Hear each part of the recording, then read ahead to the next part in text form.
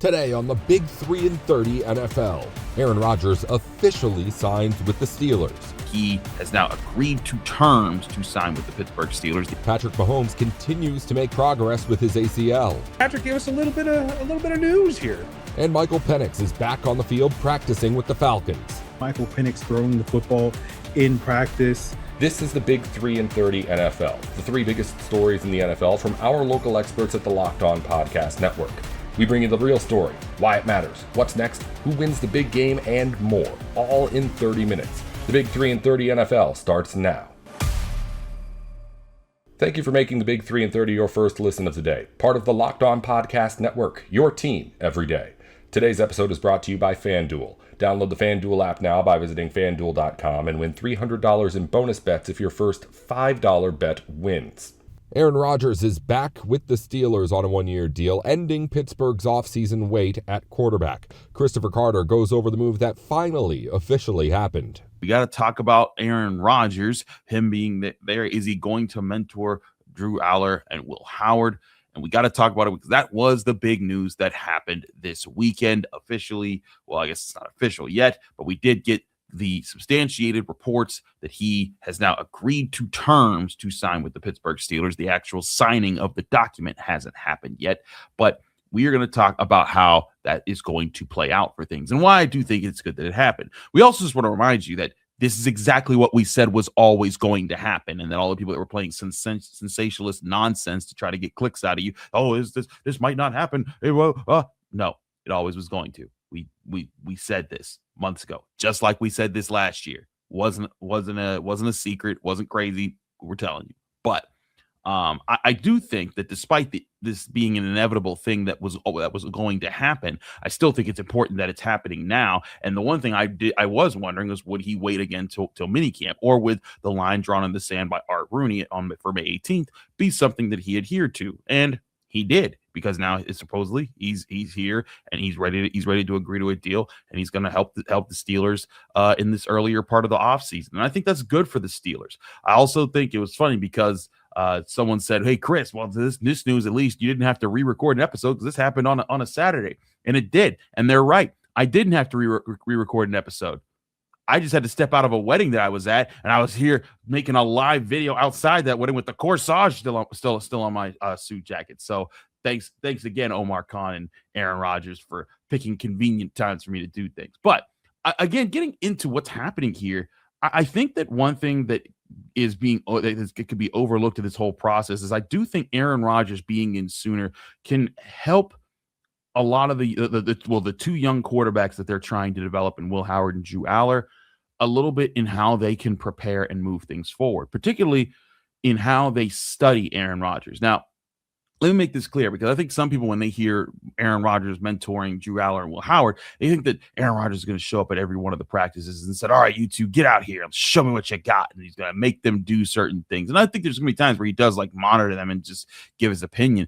But I think that's not necessarily going to be the big thing that Aaron Rodgers looks at the most. I think that he's going to look at, I think that's where Mike McCarthy, Tom Arth, Frank Signetti, Brian Angelico, like that whole crew of coaches that I've been talking about, I think that's where they're definitely going to be involved. But where I think Aaron Rodgers can help them be involved is them being smarter in how they prepare for certain situations. Like, for example, whatever you think about Aaron Rodgers and his comments, off the field or other things about him, the man is a very high IQ football player. Like, he reads defenses well. He thinks at a high level on the field. He distributes the football. He understands, disguises very well. And he also has, and to do that, you have to work through the entire NFL process and know how everything impacts you, and know how to plan for things and how to adjust on the fly. And, to adjust on the fly, you're often, that's because you pre-planned for contingency plans and how to adjust. And I think that's something that Aaron Rodgers, if I'm a quarterback learning on him, I'm trying to learn all his tricks of the trade. How does he study? How, what are the tips that he figures things out so quickly and maneuvers through them, and it does that while maintaining the NFL season. Those are all things. If I'm Drew Aller and I'm Will Howard, I am taking lots and lots of notes on, and those are the things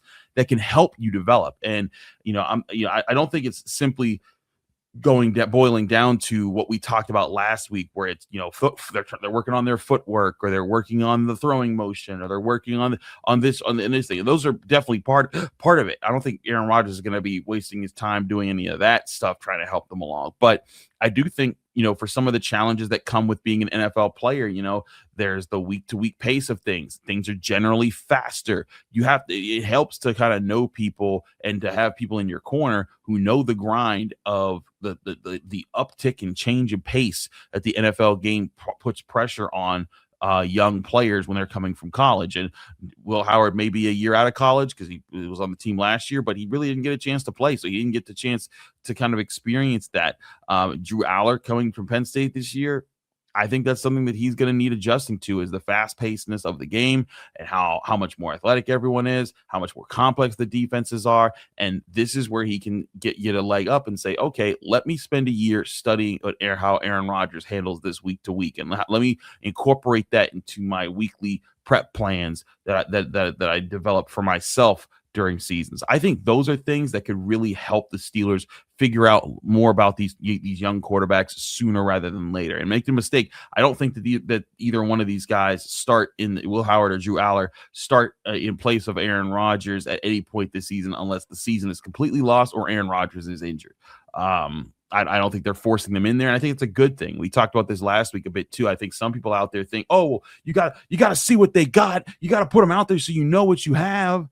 They know what they have. They have a late round quarterback pick and a mid round quarterback pick, both who they have a decent upside, and they hope to get the best out of them. But that just because you have that doesn't mean you have to force them into starting roles. You let them earn them if they want to. And if you go and draft a quarterback in the first round the next year, then you know what? That means they're the more experienced guys, and it's time for them to fight and prove their worth in the preseason that year. But right now, I don't think the obligations are crazy on the Steelers as far as how they handle the quarterback situation. But I do think it'll be another thing to add to their quarterback development project by having Aaron Rodgers around. So now you have Aaron Rodgers and all those coaches I just named who can all help with the QB process, and I think that could be important for a guy like Drew Aller, whose fundamentals would break down in key moments, and he has the size and he has the arm strength and he has all these other factors going for him.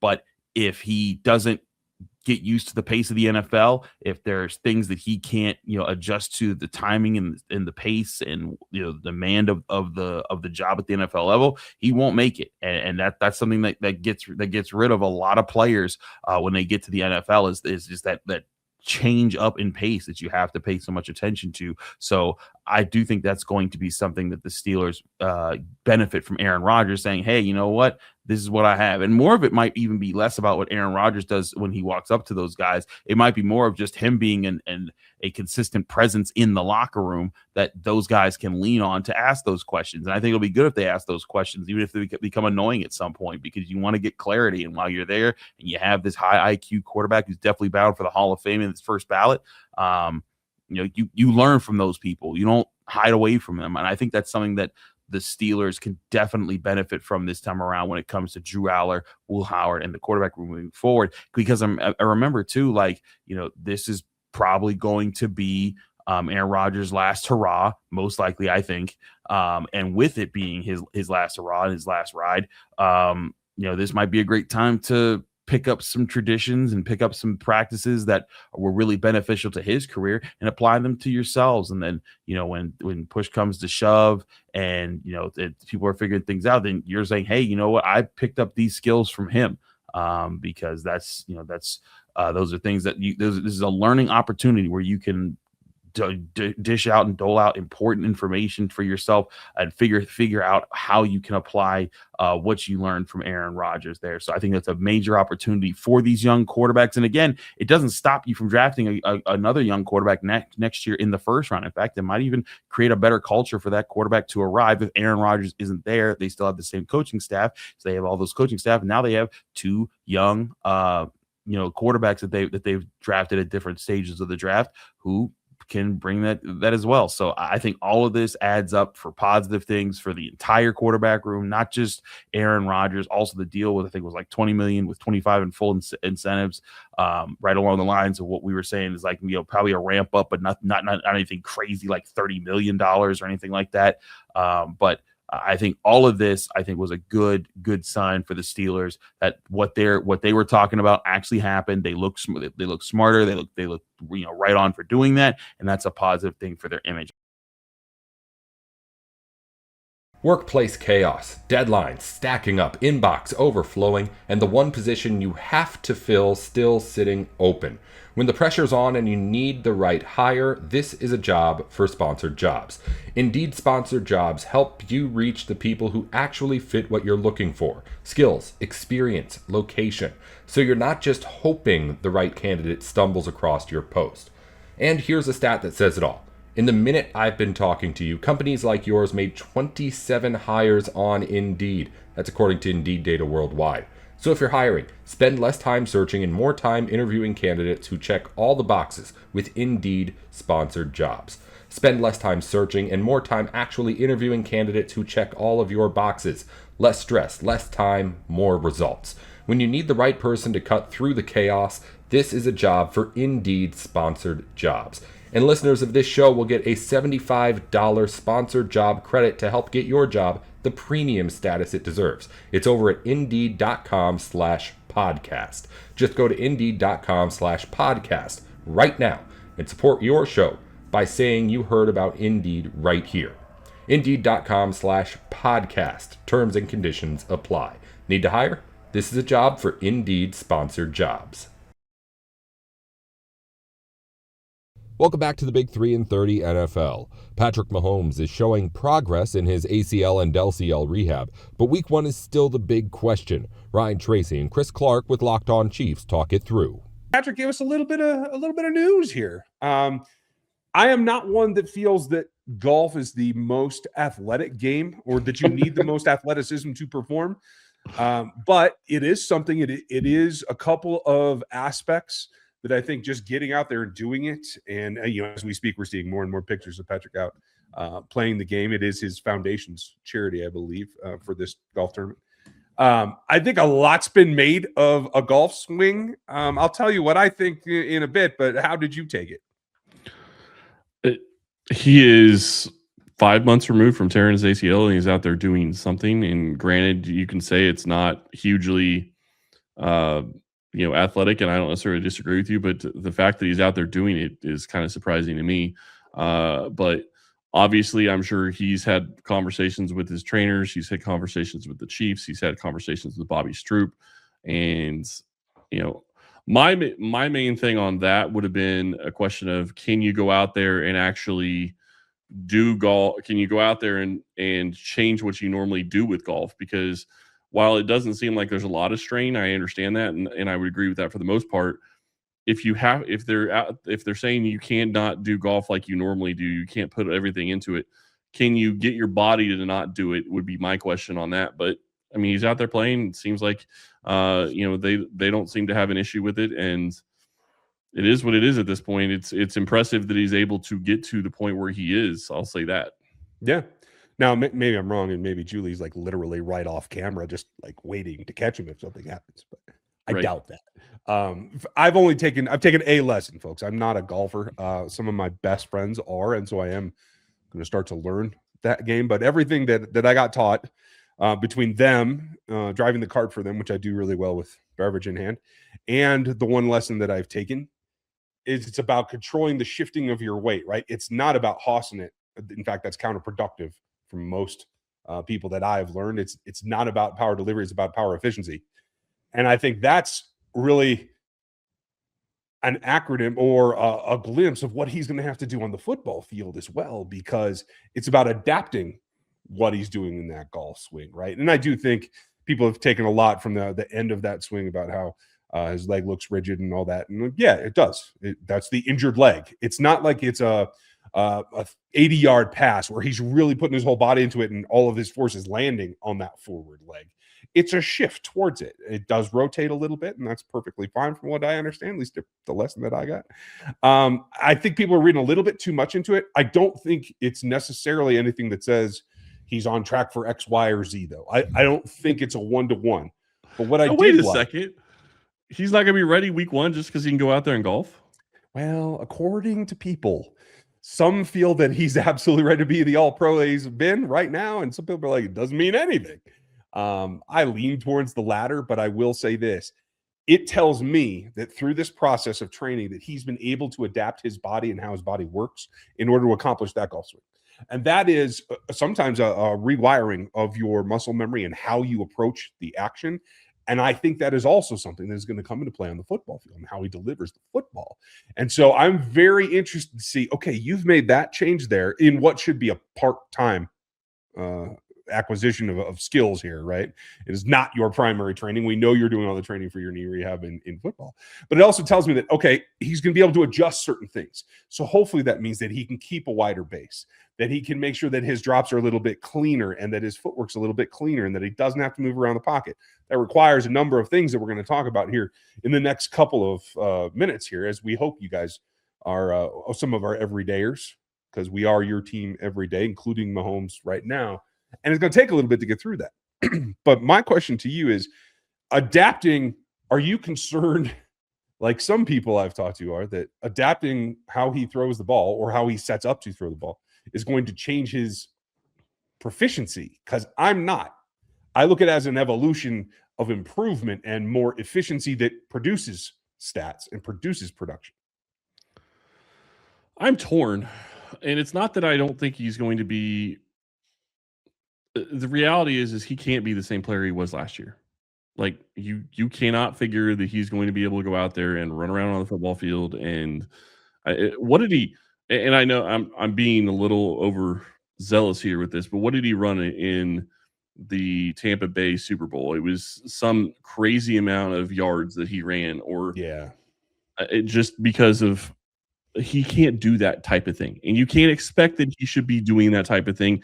Even if they get back to the Super Bowl this year, he shouldn't be expected to be doing that type of thing. You need to tone down his, I don't want to say playmaking ability, but his off the cuff stuff. Now, what actually excites me about that to an extent is, yeah, he's great at getting plays extended and making plays downfield, or making plays that most QBs wouldn't because he can extend plays. He's fantastic at that. Mm-hmm. Can he get back to, can he be a guy that can just be a pocket passer for a season? Because the reality is, if you can do that for a season, and even if you have a little bit of a down year compared to what you normally would have, that sets you up for an even better 2027 and going forward, because the fundamentals are going to carry over from that year that you had to take a little bit off and, go into 2027 a little bit differently. And then when you're fully healthy, you can get to a point where, you're going to be able to be that pocket guy, but also still have that other stuff in your back pocket to be able to, attack and play as you will. Yeah. I agree. That's going to be the big question, because there are things that come along with that and that ability to break the pocket that make his job easier, that I think he's learned to rely on. We'll talk about that coming up next week when we dig farther into maybe the geometry of Patrick Mahomes. Yeah, the other thing that actually is going to be curious to me is, how does the offensive line handle what they're going to be dealing with this year? Because the reality is that if I'm on that offensive line, or if I'm looking at that offensive line, they better be taking pride in the fact that he should not be getting hit. Like, you can't let him get hit, and you need to be taking the thought process of he's not getting hit. I would take some extra penalties just to ensure he doesn't get hit, because there's no real reason to put him at risk if you can help it. The NBA playoffs are here, and every possession matters. If you're looking to get even closer to the action, FanDuel has a great offer to get you started. Right now, new customers can bet $5 and get $150 in bonus bets if your first bet wins. That's right, turn $5 into $150 in bonus bets just for getting started. I like using FanDuel during the playoffs because everything I need is right there in one place. You can check stats, trends, and matchups before making your picks, which makes the whole experience feel a lot more informed. It's a really easy app to navigate, and it makes playoff basketball even more engaging from start to finish. Head to FanDuel.com to get started. FanDuel, play your game. Welcome back to the Big 3 and 30 NFL. Michael Penix Jr. is back throwing during the Falcons offseason program as his knee rehab ramps up. Aaron Freeman with Locked On Falcons gets into what it means. Shout out to the Atlanta Falcons social media team, who's now put out over the last 10 or so days, put out 2 clips of Michael Penix throwing the football in practice, and it started in early May where there were images of Michael Penix throwing in practice, and some people went crazy, and it's like, all right, that doesn't mean anything. You can throw a football with a torn ACL. That's not a big deal. Then we get to see him throwing against air on a slow motion pass to Drake London, last week. And it's like, okay, that's something that means a little something. But again, it's a lot, not there because we're not really seeing how he's shifting his weight to that, recovering ACL in his left knee and whatnot on that particular clip. But then, this past week, right, when we're seeing him take a snap from under center, drop back, do the play action hand fake, and then hit Drake London over the middle, seeing that shift in weight, it's telling us everything that we want to see, which is that knee is definitely on track for Michael Penix to potentially be healthy for training camp. Again, I know I was very skeptical of this for most of the time because, as I sit here and say, people keep telling me, he's going to be back for training camp. It's like, based off of what? Like vibes, and now we're getting, 8-second video clips. And it's like, you know what? I'm starting to buy it now. And we've heard this company line from the Falcons, from Matt Ryan, from Kevin Stefanski, from Ian Cunningham. Michael Penix is on track. He's checking all the boxes, all that sort of stuff. But it's like checking all the boxes for what? To come back in 2026? Sure. But when? Right? Is it going to be September? Is it going to be August? Is it going to be July? Right? We don't really know. And now it's like, okay, now I can sit here and understand maybe it's going to be in July. So we'll see where we are. We aren't there yet, but we're certainly on track for that. And, later this summer, we're not going to unpack this fully on today's episode, but later this summer, if he is on track, whenever he comes back, July, August, whatever, we're going to have a conversation about the logistics of a quarterback competition, which part of that conversation is going to be, Penix and Tua playing in the preseason. But again, we're not going to unpack that on today's episode. So it does give you a little bit of hope. I know it certainly gives me a little bit of hope that maybe, just maybe, as we break down on today's episode, whether it means the Falcons season is going to be successful in the win-loss column certainly remains to be seen. But in terms of trying to figure out if Michael Penix is going to be healthy and play this upcoming season, it gives you some hope that that's sort of the measure of success that the Falcons are going to have. What are we going to find out about Michael Penix? And that's going to be critical to the rest of the season, right? We talked about this last year prior to his season-ending injury with that ACL tear. We talked about 3 areas that we were watching starting, I want to say in like week 4, where we were focusing on when we were evaluating the film of Michael Penix, which are 3 areas of growth that we wanted to see over the course of that season that was cut short because of the injury. And now we're going to basically pick up where we left off last year, where those 3 areas were his ability to turn his back to the defense, basically that ability to operate under center in a play action passing offense, his ability to throw over the middle, as well as his ability to create off structure when things don't go right, whether that's running, scrambling with his legs, or extending plays outside of the pocket. And, we're seeing him in this viral clip of him, operating under center, right? We're not seeing, there's no defense to turn his back to in this particular play, but, we did get to see some of that last year, and it was hit and miss. There were times where Penix did a good job of that, times when he didn't. So it was hard to really draw a firm conclusion. The middle of the field stuff was a big part of it, where it's like when Penix did throw the ball over the middle, he was very efficient. He was 6th in EPA on throws between the numbers last season, or combined over the last 2 seasons, to be exact, since entering the NFL. However, he's 49th out of 49 quarterbacks that have at least 200 pass attempts over that period of time in terms of the percentage and the rate in which he throws over the middle. Right, he's only throwing over the middle between the numbers about 38% of the time since entering the NFL, and the average across that period of time is about 48%. And you look at Kirk Cousins, he was throwing over the middle 50% of the time. Pretty much everybody in the Browns offense over the last 2 years is throwing 50% of the time. And then Tua's throwing it 51% of the time, right? And part of the issue with Penix, particularly throwing over the middle, was it wasn't that he was unable to do so, but anytime there was just a little hint of pressure, he would not necessarily pull the trigger on some of those tight window throws over the middle. And then we get to the creation ability, where we've talked about this before, where you need your quarterback to be able to make you right. And if you don't have a quarterback that can do that, where the play breaks down and he can go out there and make a play on a consistent basis, not, once or twice a game, we need it, maybe once or twice a quarter or something like that in order to keep some of these drives alive and whatnot. But if you're not going to have the quarterback be able to make you right, then you need the play caller or the wide receivers to consistently make you right.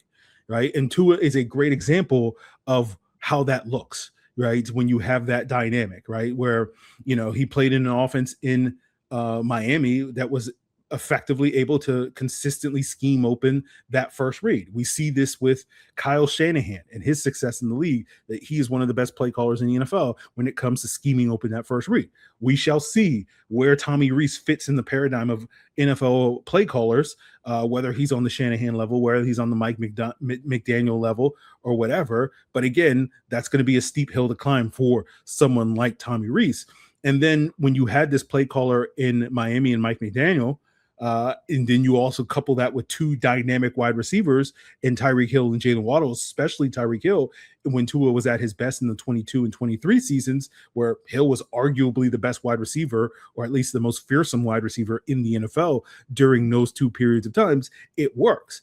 But as defenses started to adjust and figure out the Mike McDaniel offense, and it's not to say that they completely figured it out, they were still ahead of the curve, but it was not as much of a competitive advantage in 24 and 25 as it was in 22 and 23 when it first got there on the scene.